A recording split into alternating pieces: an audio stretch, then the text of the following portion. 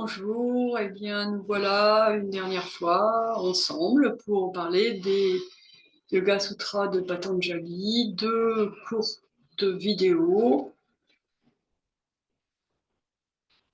pour reprendre les derniers sutras. Donc celle-ci sera consacrée aux sutras 22 à 24 et la suivante terminera la série.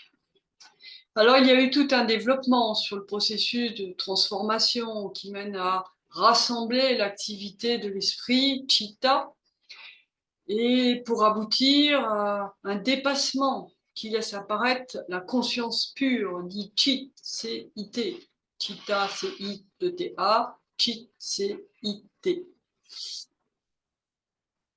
Un tel cheminement ne se fait pas sans passage d'une forme à l'autre. On a vu d'ailleurs que la transformation se fait de beaucoup de manières, et les différents passages marquent un processus de réabsorption dans lequel l'esprit se retourne en soi-même vers la conscience première et atteint ce fameux état de Kaivalya.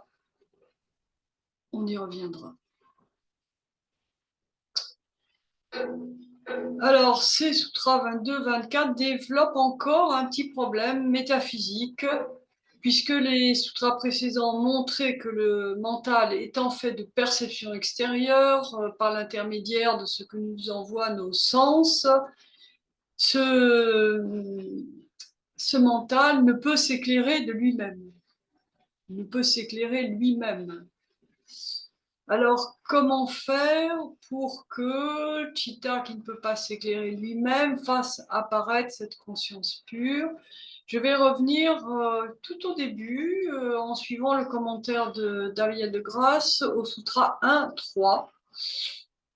Le sujet, pourtant, est vu de dedans, éclairé de l'intérieur, et on nomme ce qui le voit le voyant ou le témoin. Il est la conscience illuminante, il est l'unique voyant. Et le voyant, à ce moment-là, a deux sens, il voit et il fait voir. C'est donc un renversement qui intervient à ce moment-là. L'être humain ne se laisse plus saisir et transformer par des objets extérieurs ou bien par des miroirs aux alouettes de l'ego. Il est vu du dedans. Il devient un œil à travers lequel la conscience perçoit le monde. Conscience qui voit en lui et en même temps lui fait voir. Alors c'est assez difficile, je conçois, à se représenter. Il y a là un jeu subtil par reflet de l'un sur l'autre. La bouddhi, qui est donc la partie de l'esprit la plus éveillée, on va dire la plus proche de ce purusha, de cette conscience pure, mais qui n'est pas cette conscience pure, qui n'est pas le purusha. La bouddhi est semblable à l'image de la lune qui reflète une eau pure. Il n'est pas l'eau pure, mais imaginez par exemple un lac pendant une nuit de pleine lune avec un léger vent. Quand l'eau s'agite, la lune, bien que placée là où elle est, et bien qu'immobile bien sûr, semble frémir à la surface de l'eau. Ainsi, la substance mentale reflète la substance pure. Elle prend la forme de cette substance et en apparence devient semblable à elle. C'est le commentaire d'Éric Sablé, un livre que j'ai également cité plusieurs fois. Par le reflet du Purusha présent en elle, la bouddhi, donc, manifeste le Purusha. C'est toute la subtilité de la chose, on en a parlé plusieurs fois. Cette bouddhi a l'air très très proche du Purusha. Elle n'est pas le Purusha, mais elle est ce qui se fait de plus proche dont on ait connaissance. C'est une image, c'est un reflet, mais en tant qu'image, elle existe. L'image, elle, existe. c'est un peu métaphysique. Alors pour peut-être mieux illustrer, je vais reprendre le sujet à la manière plus imagée et plus yogique que donne Franz Morse dans sa traduction. Lui, il pose la question de cette manière. Peut-on connaître la source même qui illumine l'esprit, la source même, avec un S majuscule, qui illumine l'esprit compte tenu du fait que dans l'expérience ordinaire, le chitta, l'esprit est orienté vers le monde extérieur, il est nourri par le monde extérieur, il ne se préoccupe pas du tout de cette fameuse conscience pure qui est là, mais dont il n'a pas connaissance et dont d'ailleurs il n'a pas forcément envie d'avoir connaissance. Mais, dit Franz Morse, lorsque l'esprit s'apaise, grâce à la pratique intense, abhyasa, et au détachement, vairagya, ce que on connaît en yoga, il cesse, cet esprit, progressivement de rechercher ses jouissances externes et finit par retourner durablement vers le monde intérieur. Toute chose que j'indique parfois dans mes cours, comment rentrer en nous-mêmes, déposer ce qui est pesant ou ce qui nous encombre, ce qui nous embarrasse, pour nous rendre disponibles à autre chose. Franz Moore précise, je le cite, qu'on assiste là à un phénomène d'inversion qu'en yoga on appelle viparita, une posture inversée. Le mental, si souvent à l'affût de nouvelles expériences, de nouvelles sensations, naturellement extériorisées, est enfin au calme. Il se détache de ces appels extérieurs et s'intériorise paisiblement. Ce retournement mental n'est possible que par un chitta entraîné et purifié par des années de pratique, je cite toujours Franz Moore, tout comme la posture sur la tête, maintenue avec stabilité pendant de longues minutes, n'est accessible qu'aux pratiquants aguerris par des années d'expérience. N'est-il pas? Oui, je le sais bien. À ce moment-là, la bouddhi joue pleinement son rôle de miroir qui reflète la conscience immobile et la colle à sa propre image. C'est un peu plus parlant, je trouve, cette façon de dire. La bouddhi n'est pas le connaisseur, mais est indispensable au processus de connaissance.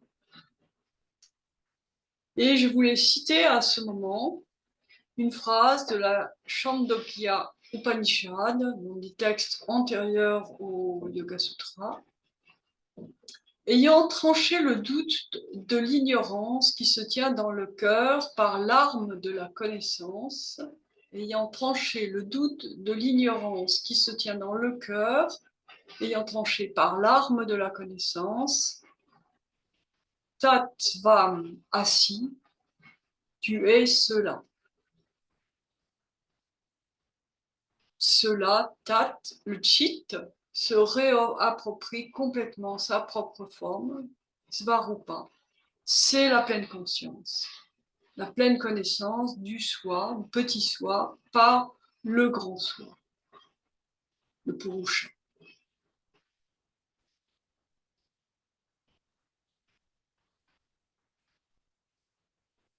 Pour imager encore, à partir d'une posture de yoga, ce retournement, cette élévation, on peut dire, je ne sais pas, je vais faire référence à la posture du cygne, Hamsa. Nous sommes là dans des textes plus anciens que les Yoga Sutras, et le cygne est le support de Brahman. Brahman, c'est le troisième dieu, mais c'est le dieu qui est inconnaissable, c'est l'absolu. Le cygne, lui, représente l'Atman, l'âme individuelle, mais il est quand même le socle, le support du Brahman, l'absolu. Le cygne, c'est un oiseau migrateur, en fait. Nous, on l'a traduit par cygne, mais des fois, on dit loi.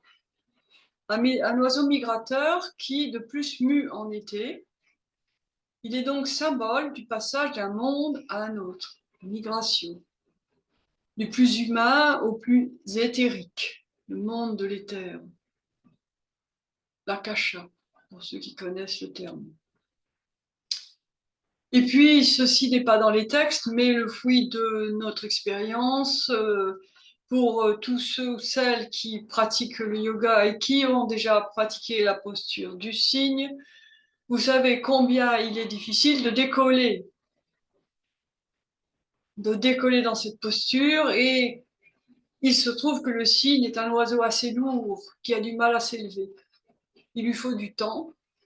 Et pourtant, quand il s'élève, il vole jusqu'à 65 km/h. Donc, il a de grandes ailes, il se déploie beaucoup. Donc, vous voyez, c'est une jolie parabole pour nous rappeler notre humble chemin vers l'élévation. Et puis, Hamsa, le signe, est l'abréviation de Sa, qui veut dire lui, Aham, je, qui par les arcanes de la grammaire sanskrite devient Soham, mantra très connu et très pratiqué. Alors, Aham, c'est je, Sa, So, lui, je suis lui. Je suis lui, Brahman, moi, Ratman, je suis lui, Brahman, l'absolu. Et pour les sutras 25 et 26, pour ceux qui distinguent le chit du chitta, il y a cessation de la recherche de la nature du soi. Alors, immergé dans le discernement, le chitta est aspiré vers le kaivalya. Courte vidéo, mais qui nous rapproche du rendez-vous suivant avec ce fameux kaivalya. À tout de suite.